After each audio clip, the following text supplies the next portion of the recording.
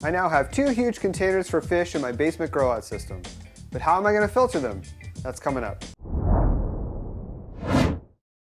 Hey everyone, Steve Poland here, and this is the 3rd part in a video series about the growout system I'm building for African cichlids in my basement crawl space. I'm going to say this every week, but if you missed the first 2 parts, please go back and watch those so that you're caught up and know exactly what I'm talking about. I'll link to them down in the description, and I've also created a playlist. Okay, so finding and transporting those 2 big containers for my fish was a lot of work, but it turns out it was only the beginning. I had to figure out how to filter them and how all of that would be arranged. And I say this a lot, but I've been really fortunate to get ideas from other people. I've watched and read a ton about everything from large aquariums and ponds to aquaculture and aquaponics systems. And frankly, it can get a bit overwhelming. But fortunately, I do have a couple of limitations that helped me figure out a plan. First, I've mentioned before that I'm limited to the size of the entrance to my crawl space. So anything I bring in here to filter these tanks has to be small enough to fit. And second, I'm trying to keep this whole thing low maintenance. I don't want to have to change out filter media every other day. So I knew I wanted a system where the water overflows from the fish tanks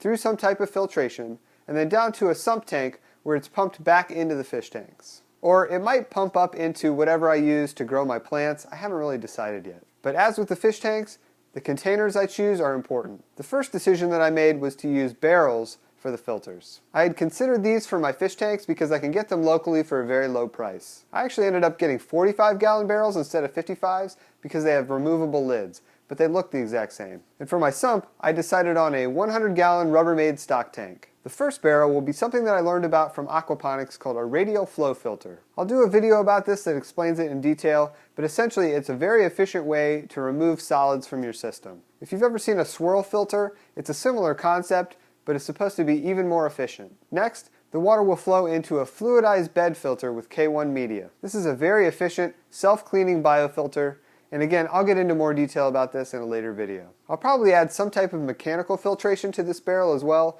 just to catch any small particles that make it past the radial flow filter before they hit the bio. Then finally, the water flows into the sump. Having a large sump like this is nice for a couple of reasons. One, it allows for a substantial amount of water to drain into the sump out of the fish tanks in the event of a power outage. And 2, it helps maintain a constant water level in the fish tanks. I haven't completely decided what will go in the sump yet, but 2 things that will definitely go in there are the heaters and the return pump. So once I had decided on all of that, I spent some time getting everything situated. I leveled the area and added concrete blocks below the fish tanks. This is important because it keeps the fish tanks at a higher level than the filters. I then added some shorter blocks below the filters so that the sump is the lowest point in the system. I also decided to insulate the fish tanks. I had some 2-inch rigid foam left over from another project, so I used that on the bottom. I used expanding foam to attach the pieces to the fish tank and to fill in the gaps. I also picked up a couple of pieces of 1-inch foam and used those on the sides. So that's it for this week.